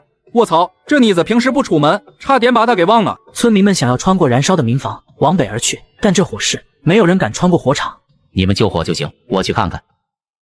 结过婚的都知道，新婚当晚会被老婆杀，更会被炼成僵尸。就在遥远的山里，召唤出僵尸大军，赵无名、李福龙、苏清离3人为了阻拦尸潮底牌进出，却仍是杯水车薪。恰在此时，九黎村一场大火成功延缓尸军的行进速度。而另一边，我们的主角阿主也在阴差阳错下成功破土而出。这给我干嘛来了？我不是在和被褥女鬼斗智斗勇吗？怎么就给我抬上来了？还有那边的金色僵尸，这不是我祖宗赵军门吗？熟悉的气息，小子，你身上流淌着我的血脉，你是谁？我又是谁？我到底是谁？赵军门双手捂着头，陷入恍惚之中。阿柱看着眼前这一幕，懵逼的脸上有点懵逼，不过他倒是不在乎老祖会对他做什么。凭我目前毛将的实力，未必不是老祖的对手。想到这，阿柱直接躺平，没人注意到，在他的身下，一根根细长毛发正努力往地下的古墓钻去，似乎在寻找什么。那被褥女鬼太过猖狂，困了我这么久，等我找到她，一定要把她撕烂。我是谁？我是谁？我想起来了。无乃九门提督尔等见了还不下跪。唉，我的病越来越严重呢。赵雨师这2个月来把自己关起来，只喝水，竟然奇迹般的活了下来，而且气色越来越好。请等一下。赵雨诗被敲门声吓了一跳，立马从浴桶中跳了出来。只见她的身上出现了更多的粉白色鳞片。奇怪，怎么没人了？赵雨诗走到院子，这里空空如也。这是什么？这到底是什么？赵雨诗有些惊恐，直觉告诉他必须要跑，可是双腿发抖，根本跑不动。而爬尸也不想给他这个机会，直接朝着他的小腿一口咬了上去。我还活着。强忍恐惧睁开眼睛，赵雨诗发现爬尸的牙齿被鳞片阻挡，根本伤不到他。见此，他一脚将爬尸踢开，跑出院子，直接来到鱼塘跳了进去。对他来说，水里是最安全的。爬尸追到鱼塘边，不敢下水，却也没有离开，因为四周着火了。你怎么样？有没有受伤？刘警官，小心后面！就在刘青虎扭头的瞬间，原本早上的爬尸突然出现在他身后，一口咬住他的手臂。该死，忘记了子弹对爬尸没有作用。他刚才倒地是让我放松警惕。混蛋，不能这么下去！刘青虎一咬牙，将血肉模糊的手臂狠狠拽出来，紧接着拔出手枪与爬尸拉开身位，但爬尸紧跟刘青虎，两人很快又扭成一团。5分钟后，刘青虎跌倒在地，浑身是伤，一副油尽灯枯的样子，而爬尸竟然被他硬生生撕成了好几半。看来还是我技高一筹。警官，你怎么样了？我这就去喊救护车。来不及了，从警20多年，我也想歇歇了，真的，好累。说完，刘青虎只觉眼前一黑，昏倒了过去。警官，你不要死啊！你醒醒啊！刘青虎突然惊醒，四周一片漆黑，他的耳边不断传来低音，似乎是在召唤他。敕令，神荼郁垒大将军到此。刘青虎循声看去，见到了被尸潮包围的李福龙。老李，你怎么在我梦里？你这个臭老实的，我来帮你了。呸！唯有我一个老头子，要不是咱年纪大了，体力跟不上，一个个弄死你们！看着眼前密密麻麻的爬尸，李福龙有心无力，只能向着彼岸花田的方向退去。来到花田，李福龙看到堆积如山的爬尸，内心直呼：我靠，牛逼！什么情况？这丫头也太轻松了！为什么士兵走到花田里就不动了？苏小姐，这是什么手段？老头子，我怎么从来没见过？不是什么神奇的手段，他们只是踩到了我的镇尸符。镇尸符？苏小姐，你这彼岸花田不会种满了镇尸符吧？苏小姐，你2个月前就知道会爆发尸潮？当然不知道，这1亩地的镇尸符都是为阿柱准备的。如果他变成恶尸，我就会把他引来这里，帮他驱除恶灵邪念。苏小姐，你年纪轻轻，心思却如此缜密，让老头子我十分佩服。李大爷，你要是累了，就在地里歇一歇。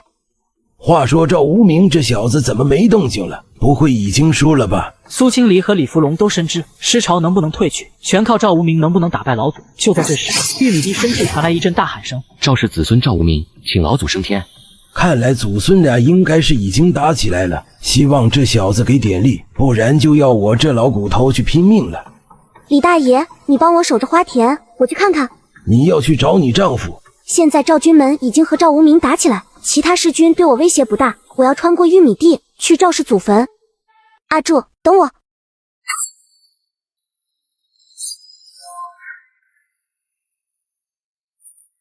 老祖，我该上路了。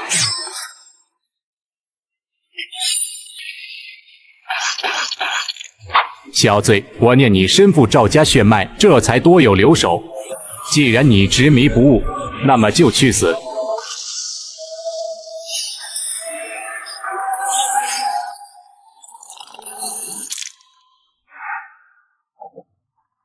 检测到宝穴西周古墓，等级3级，特点：此地可以孕育3阶鬼怪、3阶灵物。难怪明清古墓里的阴气源源不绝，下面竟有更久远的西周墓。郎君对奴家追得好紧啊！绿毛接触到了毛茸茸之物，显然就是之前那个裹住他尸体的邪祟。郎君当真要欺负奴家这个弱女子，那就让郎君看看奴家胸怀的仇怒究竟有多大。20米地下深处传来一阵地动，像是千军万马奔腾着，咆哮着。老东西们，该起床了。阿柱身为毛将，立马感应到了浓烈的尸气。地下深处还有尸潮，看来老祖只带走了300年前的尸君，而下面还尘封了3000年前的古尸。这西周墓里埋的，不会也都是我祖宗吧？随着地下的震动，赵氏祖坟直接裂开了一条缝隙，3000年前的尸体从这缝隙中涌了出来。随着尸潮涌出，尸体之间互相啃咬，缠斗在一起。因为没有尸王作为统帅，而阿柱身处其中，也遭受到波及。一只通体漆黑的黑浆朝着他扑了过来，阿柱没有闪躲，身上的绿色长毛兴奋起来，朝着黑姜缠了过去。仅仅是一瞬，黑姜的上半身直接爆裂开来，骨头和腐肉散落一地。击杀千年黑姜，汲取1000属性点。看来僵尸也不是越老越厉害，如果不能尸变得越来越强，那最终也是一堆枯骨。随着黑姜被击杀，周围的尸潮都注意到了阿柱这只毛姜，不过他们并不服气，反而朝着阿柱群起围攻。面对群攻，阿柱没有任何，因为肢体僵硬，躲也躲不开，所以只能挨打。祖宗们，小辈让你们先打，聊表孝心。接下来我可要还手了。击杀千年紫姜，汲取300属性点；击杀千年黑姜，汲取1000属性点。阿柱的面前散乱了一地的零件，如果拼接起来，应该能拼出上百具尸体，都快堆成了一座尸山。周围的僵尸见此情形，深知不是对手，不敢再攻击阿柱。而恰在此时，阿柱突然感到一阵压迫感，老婆上号了。尽管还没有看到人，但阿柱的身体已经被接管。赵氏祖坟怎么裂开了？阿柱也不在里面，看来是先前跟着尸潮一块出土了。还好阿柱没有变成恶尸，仍然受我的控制。苏清离确认尸身的状态完好之后，便没有顾忌，走向阿柱的方向。同时，他使用御尸术操控尸身，朝着自己的方向跳了过来。穿过草丛，看着眼前的景象，苏清离呆住了。一群古老的尸体蹦着走着，朝他奔腾而来。这是西周的冕服，黄朱色，难道是西周的某位诸侯王？苏清离把铁锹横在了身前，他没有退缩，目光在奔跑而来的尸潮中不断游走，寻找丈夫的踪迹。苏清离注意到不少尸身都穿着甲胄，这是青铜甲，莫非是西周虎贲军？眼看着尸军来到眼前，苏清离手握铁锹，单手掐诀，做好了单挑这一整个尸军的准备。但是虎贲尸军突然来了一个急刹车，停在了他的身前。这是什么意思？我为什么感觉这些尸军看向我的目光充满了恐惧？原来监军大人是为了他才跳过来的。看他拿着武器要打人的样子，肯定是监军大人的娘。虎贲尸潮中传出一阵交流的信息，是尸体之间的私有频道。苏清离当然是听不到的。那是我老婆，你们的孙媳妇都给我让开！在阿柱的命令下，尸军让开了一条路，排列在两侧，充满了仪式感。苏清离实在意外，阿柱竟然在尸潮中混成了大哥。阿柱，好久不见，你还是那么帅。简单帮丈夫收拾了一下仪容之后，苏清离赫然发现阿柱身上多了几根白毛，捏起那几根白毛，拿在鼻尖嗅了嗅。苏清离皱起了眉头，呸，一股狐骚味，哪来的狐狸精？这附近的田野里也没有狐狸出没，难道是从赵氏祖坟里出来的？苏清离也只能推断至此，但是有一点可以确认，之前在棺材里困住她丈夫尸身的血碎，应该就是这只狐狸精。臭狐狸，敢动我男人，老娘一定让你尝尝厉害！苏清离把狐狸毛收集起来，并没有扔掉，因为这些毛发大有用处。而阿柱听到老婆的话，也明白过来，原来那个裹尸被褥是狐狸皮制作而成。幸好我是一具尸体，没有嗅觉，不然指定要被熏死。阿柱，我们回家吧。晃了晃手腕上的玉铃铛，发出御师指令，他在前面走，阿柱跟在身后一蹦一跳，而阿柱的身后又跟着上百具古尸。他的行动为尸潮指引了方向。阿柱并没有阻止尸军跟随自己，因为他想要把这些尸军带给赵军门，让老祖来指挥，这是他能为赵军门做的最后一件事，也不枉老祖封他为监军。终于，他看到了前方的打斗场面。结过婚的都知道，新婚当晚会被老婆杀，更会被炼成僵尸。就在刚才，阿柱成功整顿尸潮大军，更是与苏清离重逢。然而另一日节节败退。小子，本都不想杀你，快滚！若失误了军令，本都斩了你的头记起。老祖，我也有军令，我的军令就是拦住你，不要照顾，愿与老祖共赴黄泉。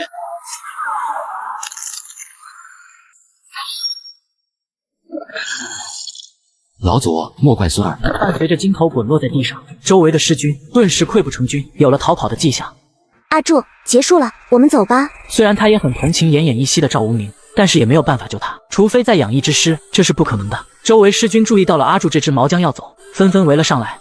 监军大人，别走啊！你走了，我们可怎么办？是啊，监军大人，我等愿为您效犬马之劳。但就在这时，一名肢体较为灵活的行尸将一件黄袍披在了阿柱的身上。阿柱瞪大了绿色眼瞳，你在干什么？快把这黄袍从我身上拿掉！当黄袍披在阿柱身上的时候，尸潮们全都亢奋了起来，一个个齐刷刷全都跪了下去。从现在开始，监军大人就是我们的王，不对，不是王，是皇。吾皇万岁！高呼声直冲云霄，原本溃败的尸潮再次聚拢起来，变成了一支强大的尸军。黄袍加身，这也算是你们赵家的老传统了。不远处重伤倒地的赵无名看到这一幕，直接一口鲜血吐了出来。阿柱爷爷，你也太有宋太祖爷爷的遗风了！奶奶，您可一定要管住我阿柱爷爷，不能失控啊！我到底是谁？这头不是我，这身体也不属于我，那我到底是谁？看着这一幕，周围的尸潮都感觉到惊悚。什么情况？狮王断了头，竟然没死。新皇已立，老王回归，那咱们到底以谁为尊？赵无名听到老祖的声音，又吐了一口血。李大爷，快去补刀！蠢货，还不快把本都捡起来！刚说完，站在原地静止的无头尸弯下腰，双手捧着金头，重新摁在了脖子上。很好，不枉本都如此看重你，这才是我赵氏子孙该有的血性。不过你我之间只能留下一个。赵君门，收手吧，这已经不是你的时代了。哪来的泼妇？这里岂有你说话的份？滚开！赵君门，你的大清亡了，你去西南收复失地的执念永远不可能完成。大清亡了，亡了，亡了！好啊，秦帝砍我手，该死！不过疆土不能丢，祖宗之基业不能丢。尸气顿时直冲云霄，赵君门陷入癫狂。大清虽亡，但故土安好，山河无恙。老祖，你可以安息了。苏清离拿出一张镇尸符，果断贴在了赵君门的头上，同时念诵超度经文道：太上敕令，超辱孤魂，鬼魅一切，四生沾恩，有头者超，无头者生。念着念着，赵君门已经一动不动，尸气和阴气几乎消散，化为乌有。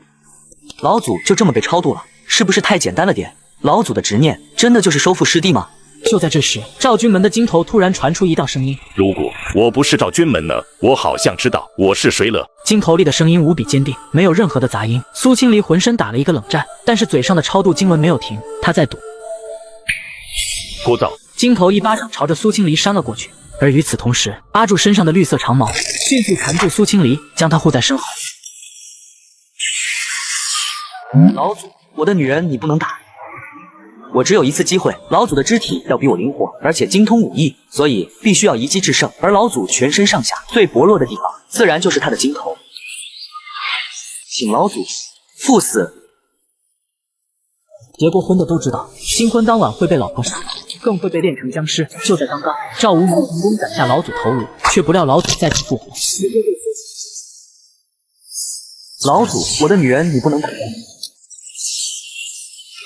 就在阿柱拳头飞出去的瞬间，黄金做的头颅裂开了。与此同时，几百条竹叶发出鬼叫的声音，被彻底释放，在黑夜中融化升天。本都看见万家灯火，无心甚慰，可以去见列祖列宗了。尸潮们看到赵君门被打爆了头，一个个瑟瑟发抖，对阿柱这只毛将彻底拜服。这不可能！阿柱爷爷一击打爆了老祖的金头，我出现幻觉了，一定是临死前的幻觉。你没看错，是真的，赵君门的金头确实被打爆了，你可以瞑目了。随着金头被打爆，还剩一具无头尸站在原地徘徊。阿柱不敢小觑，立马抡起右臂仙法之锤打过去。一声响亮的撞击过后，无头尸的皮肤没有任何变化，只不过是在巨力击打下倒飞了出去。无头尸摔落在地，重新站起来，径直朝西南方向走去。阿柱，可以停手了，剩下的交给我，也许我能对付老祖的无头尸身。说着，他晃动玉铃铛，操控阿柱的尸身追赶无头尸。李大爷，扶我起来。还没死呢，你小子的命可真够硬的，都已经穿肠破肚，竟然还能挺到现在。家父说了，我的八字很硬，阎王爷不敢收我，所以他才放心让我当守墓人。这种话你也信？你爸也太杆子了。李大爷，你说老祖的金头都已经碎了，执念也没了，为什么他的尸身还在往西南方而去？几分钟后，无头尸停了下来，他的身前正是苏清离耕的彼岸花田。他迈出一步，踏进彼岸花田之中，并没有意识到这是一片陷阱。一步，两步，脚步越来越沉重，这是镇尸符的效果。无头尸虽然走得非常吃力、沉重，但他的脚步没有停下，每一步都异常坚定，仿佛是在朝圣一般，越走越远，直至来到赵七斗的墓前，这才停下来。终于走不动了，苏小姐的彼岸花田可真是帮了大忙。这是怎么回事？你奶奶苏清离在这块地里埋了上千张镇尸符，为了预防她丈夫出关后变成恶尸。我操，上千张！上千张镇尸符，老婆辛苦了，哪怕一张一张画，2个月下来，一天也要画20-30张，这都是老婆对我满满的爱。阿柱，看好了，我帮你报仇。敕令神荼玉垒大将军到此。默念镇尸符上书写的法术，苏清离蹲下身来，手掌紧挨着地面，田地里埋着的上千张镇尸符受到感应，产生共鸣。净魅阵，净化。净魅阵乃是茅山术的净化法阵之一，杀伤力不高，但是封印能力很强。法阵启动，田地里飘散的尸气瞬间烟消云散。从李福龙的视野看过去，上千张镇尸符的法咒之力汇聚成一道白色虚影，那不是人形，而是一头猛虎，一头金睛白虎。金睛白虎发出一声咆哮，正是这咆哮声震散了所有的尸气。而后，猛虎朝着无头尸扑了过去，一口咬住他的右腿，苏小姐真厉害，她的法阵竟燃照出了一只金睛白虎。白虎哪呢？李大爷，你别吓我，我是不是要死了？什么都看不到了。这么大一只白虎，你看不到？我什么都看不到。李大爷，别废话了，你快去帮我奶奶对付无头尸啊！李福龙也反应过来，拎着钩尸冲上去，牢牢勾住了无头尸的左腿。无头尸彻底无法动弹，右腿被金睛白虎咬住，左腿被锁链勾住。此时，埋在泥土里的镇尸符朝着无头尸汇聚而来，贴在了他的尸身上，足足上千张镇尸符，把它裹成了一个黄色大粽子。可算是解决赵军门了。苏小姐，这金睛白虎是哪来的？我看不到它，不过应该和神树玉律两位神灵有关系。就在这时，夜空之中传来一声轰鸣，一只银色的机械低空掠过，发出阵阵音爆声。我就知道会有后手，原来我是个炮灰。苏清离有些紧张，他有点害怕那机械鸟会丢什么东西下来，但是仔细一想，应该不太可能。想来他的出现只是为了对尸潮起到威慑作用。都散了吧，各回各家。阿柱对着尸潮发出指令，他很清楚那机械鸟是多么恐怖的大杀器。尸潮们匍匐在地，虽然阿柱发出命令让他们回家，但是家在哪里？这些尸潮已经忘记了回家的路，何处是家？各位，随我归家。结过婚的都知道，新婚当晚会被老婆杀，更会被炼成僵尸。就在刚刚，阿柱成功打到老鼠的阴口，并将其净化。而华国的神秘组织也派出小男孩镇守此事。各位，随我归家。吾乃赵氏第197代子孙赵邦赵，请诸君回家。话音落下，尸潮们似乎看到回家的路，纷纷向花田走去。只是当他们踏进花田的瞬间，尸身便瞬间腐朽，而花田内的彼岸花幼苗也在这一瞬间绽放。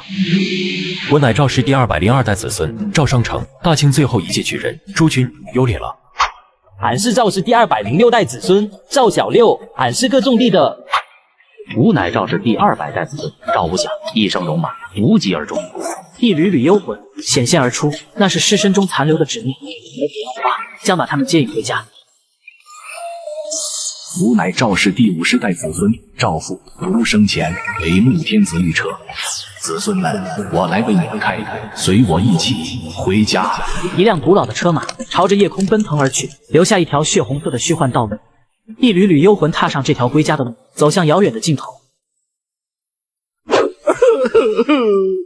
祖宗们一路走好。小家伙，你叫什么名字？回老祖，他叫赵柱。本都不是在问你，光天化日抓着男人的手，你也不害臊？你们俩是夫妻？是的。真是红颜祸水。我且问你，为什么你可以操控他的尸身，而且他尸变的速度这么快？阿柱是我养的尸，我舍不得他死，只能这样才能与他执子之手，与子偕老。杨氏，你好大的胆子，竟敢拿本都的后人养尸！罢了，终究也是个痴儿。只是听你这么一说，本都好像也被养尸了，只是我不知道养尸人是谁。什么？老祖，难道当年你被砍头是有人做局？不错，本都当年罪不至死，而且我那无头尸身太强，强大的令我陌生，仿佛那不是我，就像是有人操控一般。可这即便是真的，也已经过去300年，那养尸人应该也死了。希望如此吧。我的时间到了，我走后请你摧毁这具无头尸身，以免日后再酿成大祸。本都走了。夜空中划过道道红霞，先前的尸潮烟消云散，只留下满地的红蕊。他们这是去了阴曹地府，还是登往彼岸？落叶归根，他们只是回家了。盖了，这雨来的也太应景了。尸潮刚退，就下雨浇灭了大火。不仅应景，而且也太巧合了点，就像是有人操控一样。敬礼，感谢您的帮助。回收尸体，营救伤员。苏清离并没有阻止他们带走无头尸，因为他也不知道该怎么处理赵军门的无头尸身。苏小姐，这次你立大功了，到时候肯定会有人来找你，给你一些好处，一定记得不要跟他们客气。我不需要什么奖励，只希望不要再有人打扰我和阿柱。爸爸接电话啊！什么？刘局长中毒了，重伤昏迷，我这就过去帮他解毒。苏小姐，老头子我先走一步。阿柱，总算是安静了，这下再也没人能打扰我们了。阿柱，我给你背一首诗好不好？如果你能听到的话，就在心中和我一起默念吧。阿柱，来跟我一起读：魂兮归来，魂兮归来，去君之恒干，何为四方仙？舍君之乐处，而离彼不相歇。茅山弟子苏青离，旌旗苍天，为夫君召魂。魂息，昏了。结过婚的都知道，新婚当晚会被老婆杀，更会被炼成僵尸。就在刚刚，尸潮退散，苏青离竟凭借浓郁的阴气，强行为阿柱招魂。茅山弟子苏青离，旌旗苍天，为夫君召魂。魂息，归来。成功了，奇迹真的出现了。这是杨大娘。青离，谢谢你，这是我那死鬼丈夫，我跟他重逢了。虽然如今已经是鬼魂，但是和他在一起也没有遗憾了。青离，我相信你一定会找到阿柱的灵魂。苏青离陷入沉默，继续等待奇迹。只是他终究是没有在彼岸花田中等到阿柱的灵魂。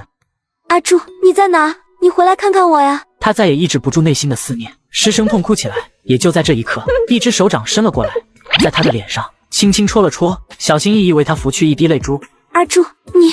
苏青离并没有使用御尸术，这说明她的丈夫一直都在。阿柱，你真好，哪怕死了都还没有忘记我。苏青离扑进阿柱的怀里，她心中有好多话要说，好多问题要问，但她现在只想感受丈夫的存在。老李，怎么又是你？我还以为自己醒过来了，原来还在梦里。刘局长，这可不是梦，不是梦，我还没死。老李，我梦到玉米地里有很多会动的死尸，你在和他们打架。刘局长，梦里都是假的，也许是受到尸毒的影响，所以才会梦到会动的死尸。老李，我还梦到一片火红色花田，有一具无头尸站在一座坟墓前。花田、无头尸、坟墓。刘局长，你还梦到了什么？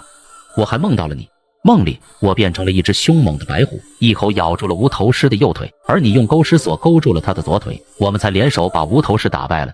太诡异了，为什么刘秦虎的梦和现实发生的一模一样？刘局长，那你还记不记得梦中细节？白虎的眼睛是不是黑色的？不是，眼睛是金色的。刘局长，那打败无头尸之后呢？发生了什么？之后我就被你们救醒了，睁开眼看到的就是你，真是一个奇怪的梦。到底是梦成了真，还是现实入了梦？脑子都给咱烧坏了。爸爸接电话啊！我去接个电话，儿子打过来的。老诗人，这次任务完成得很好。我哪有什么功劳？对付赵军门的过程中，都是守墓人和养尸人发力。我指的不是赵军门，而是监督养尸人养的尸体。对，原来我还自作多情了。另外，你觉得养尸人有可能会加入组织吗？难，以我对他的观察，他心里只有丈夫，很难用利益打动他为组织工作。好，我知道了。接下来，你不需要再关注养尸人，你要完成一项新的任务。奶奶的，老子又不是骡子，你也太能使唤人了。去调查玉米地和九黎村里的大火是怎么烧起来的。啥大火？不是我们的人放的？当然不是，我们并没有安排放火这项行动。能够精准地控制火势，刚好拦住尸潮的行军路线。如果不是巧合，那纵火之人一定极其不简单。消防部门会调查起火的原因，但是需要你在暗地里寻找纵火之人，这是一条死命令，一定要找到。这我可不能保证。对方既然能悄无声息地放火，那肯定葬得很深，我只能凭运气去发现了。除了大火之外，大雨的出现也不在计划之中。根据气象检测，今晚九芦村下雨的可能几乎约等于0。什么？不对劲呢？10分得有12分不对劲。关于新的任务，你还有什么要问的吗？没有，但我发现了一个人才。是谁？爱坤镇的局长刘秦虎。好，他将会被提拔到更高的位置，接受能力上的考察。刘局长，可别怪我把你拉下水，咱也算是帮你升官了。这时候，李福龙看到赵雨诗离开卫生室，显然是回家休息了。这妮子太可疑了，该不会……与此同时，彼岸花田之中，苏青离正绞尽脑汁与丈夫交流。阿柱，既然你说不了话，那就用文字的方式来和我说话吧。闻言，阿柱瘫软的长毛挥动起来，缓慢伸到苏青离手心，想要书写什么，却迟迟无法下笔。奇怪，怎么会这样？明明能听到看到，竟然会写不出字，脑海中没有了文字的记忆。难道是因为死亡后一切都重置了？阿柱，写字对你来说是不是太难了？没关系，我们慢慢来。走，跟我一起回家，我慢慢教你。从今天起，就由我来当你的文字启蒙老师。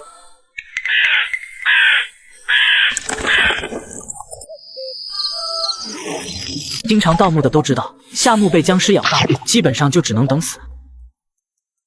哦，苏小姐，求你救我女儿一命。大娘，你先起来。你女儿是哪位？就是摸了您丈夫尸身的那个女孩。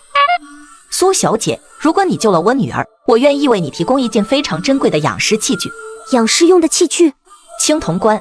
你说的青铜棺是现代的？当然不是现代工艺品，是古墓里出土的青铜古棺，我可以保证至少是2000年以上。成交，我可以为你女儿解尸毒。等我一下，我去画一张符。阿柱的尸毒竟然能把活人感染成僵尸，麻烦拿个杯子接一杯纯净水。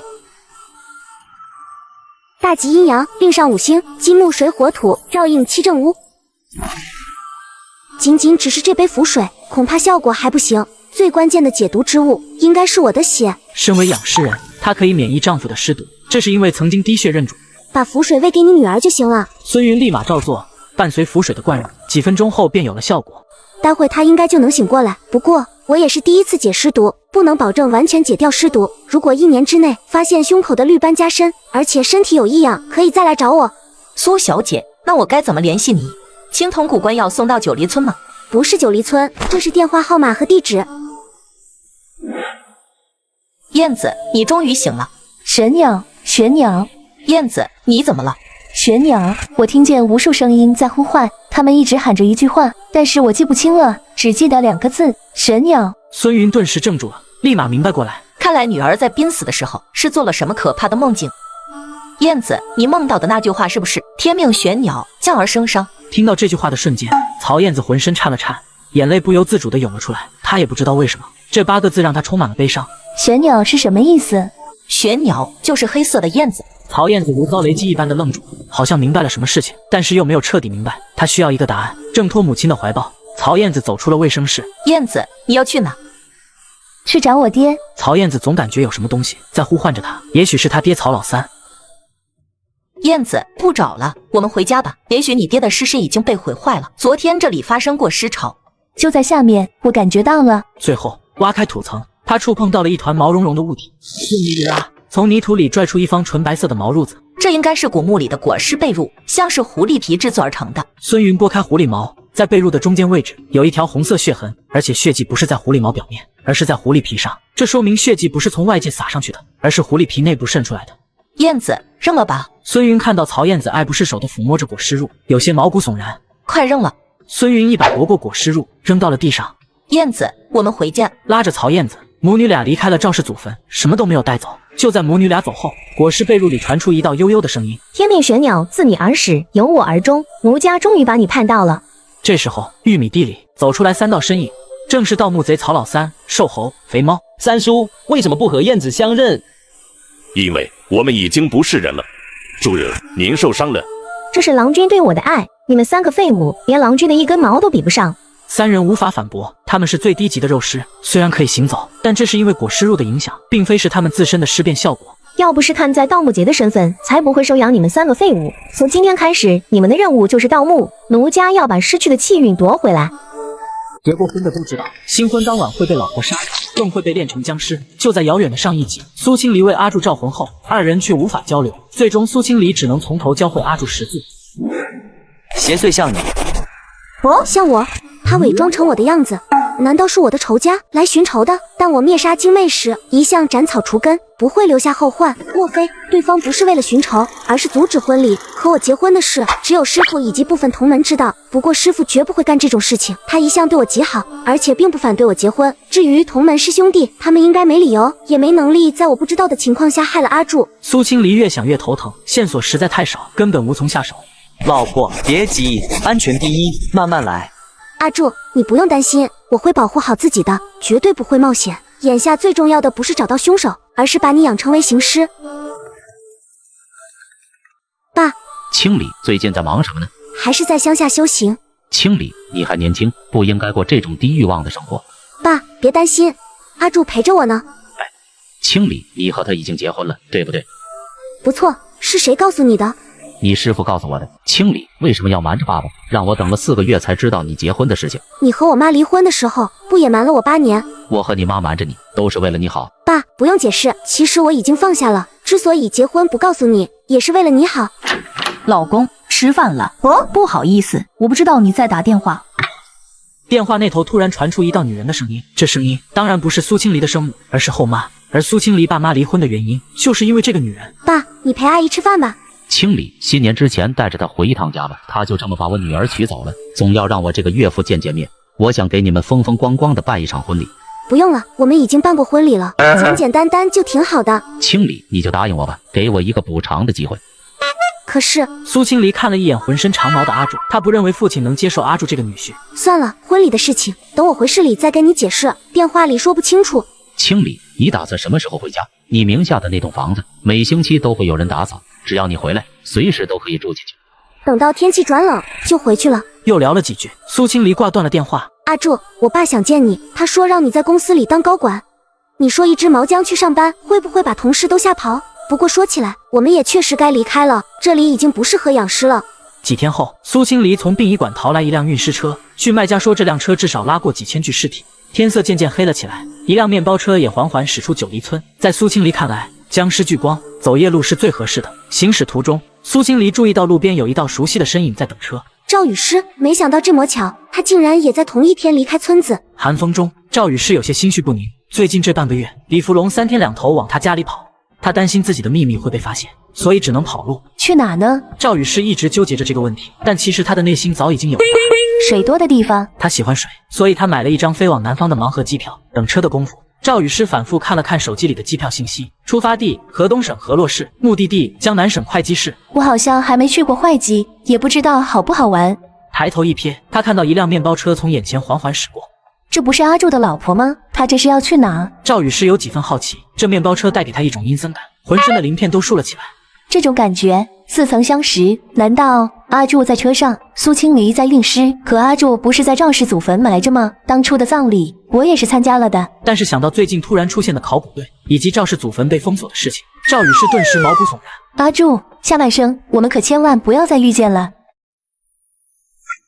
阿柱，到家了。面前的别墅阿柱并不陌生，因为和老婆谈恋爱的时候住过几天。阿柱，你有没有察觉到这里有什么异常？阿柱的绿色眼瞳一阵狐疑。奇怪，我确实感受到了某种特殊的灵性能量，类似于阴气，但又有点差别。叮，汲取一缕死气与煞气，获得1点属性。阿柱，你是不是察觉到了？其实这是我为你选择的养尸地会稽。古时候是很大的州郡，而我们所处的位置叫做窦城。1700年前，窦城正式建成，而负责看舆风水的人便是郭璞。好熟悉的名字，我好像在哪里听到过。郭璞就是写了《藏经》的风水学鼻祖。在窦城选址之时，郭璞发现了7座山峰，呈现北斗7星之势，而两侧的灵官山和黄土山代表左辅、右弼，构成风水中的9星格局。根据郭璞的说法，如果在窦勺里建成，便能长治久安，这就是东欧窦城的由来。别墅就在郭公山山脚下，而郭公山便是象征着北斗第2星巨门。巨门星星旺之时，代表着产业兴盛，可以成就一番大事业，尤其会出现医术大师。当年我爸妈住在这里，便是印证了这些命运。不过巨门星衰落之时，代表着祸端、灾厄、离异、殊途、寡妇当家，乃是大凶之象。这一点在我父母离婚的时候便得到了印证。阿柱，如果你还活着，我一定不会带你来这里居住，可你已经死了，这里的死气和煞气应该有利于你的尸变，反而是一处养尸地。经由苏清离一番解释，阿柱明白了不少。只是为什么巨门星会从兴旺转向衰落？检测大榜学郭公山别墅，等级3级，特点9星第2巨门星，本为生旺之福地，但受到紫微星影响，此地由旺转衰，产生死气与煞气。紫微星的影响，刚刚老婆所说的9星之中似乎没有紫微星，看来有机会要提示下老婆。几天后，经过苏清离大量的灵液喂养和巨门宝地煞气的滋养，阿柱的皮肤渐渐变成黄色，看起来愈发像人。同时，阿柱也将积攒的2万属性点全部加到腿上，然后他就发现自己可以行走了，只不过走得很僵硬。而苏清离担心阿柱尸体会累坏，所以大多数时间还是让他坐在电动轮椅上出行。阿柱，还记得我跟你说过的7星吗？江南大学围绕海坛山而建，而海坛山便是代表着北斗第4星，名称为文曲星。只不过这里的气运也开始衰弱了，如果气运继续衰落，江南大学肯定会发生诡异事件。阿柱，是你吗？你没事坐什么轮椅啊？殷教授，阿柱他有点失忆，不认识人了。我就说暑假结束怎么也联系不上，原来是病了。我记得他暑假跟我说要结婚了，我还以为去度蜜月，把毕业论文的事情给忘了。殷教授，阿柱确实结婚了，我就是他老婆，我叫苏清离，江南大学中文系的毕业生。你丈夫还没毕业，他现在恢复的怎么样？躺了4个月，现在勉强能走路了，但是说不了话。哎，可怜的孩子。老殷，没想到我们俩的学生竟然结成了秦晋之好。苏清理结婚了，怎么也不告诉老师一声？侯老师好。咦，侯老师，您的眼睛？对视过去，苏清离发现侯苍的眼白浑浊，黑色的眼瞳竟然从中间分开。这是重瞳。我前阵子查出了白内障，视力是越来越不好了。清理，这就是你丈夫吗？说完这句话，他的白内障重瞳眼看向了轮椅上坐着的阿柱。这小子眼睛怎么是绿色的？难道是青光眼？四目相对，侯苍仿佛遇到了病友一般，白内障对视青光眼。侯老师，您的眼睛真的没问题吗？没事，眼科医生说了，最多也就是失明。失明？在我失明之前，应该还能研究最后一个课题。阪泉镇发现了一座古墓，据说地下20米深，有一座西周地宫，出土了非常多的文字资料。这些出土的上古文字需要有人破译清理，有没有兴趣帮老师一起研究这项工作？侯老师，苏清理有些犹豫，除了养尸之外，实在没心思做其他的事情。老侯，你的学生明显心思不在学术研究上，而且他要是帮你破译古文字，谁来照顾我的学生？也是，还是家人更重要。老师就不为难你了。又和2位教授聊了几句，苏清离害怕暴露阿柱的身份，推着轮椅就离开了。时间不等人，老殷我也先走了，我要早点破译出阪泉镇出土的古文字。就在他告别殷高，准备去自己的研究室，身边却突然出现一袭红衣身影。侯老师，清离学姐真幸福呀！采薇，以后你一定也会遇到一个值得你托付终身的爱人。侯老师，那个人我已经找到了。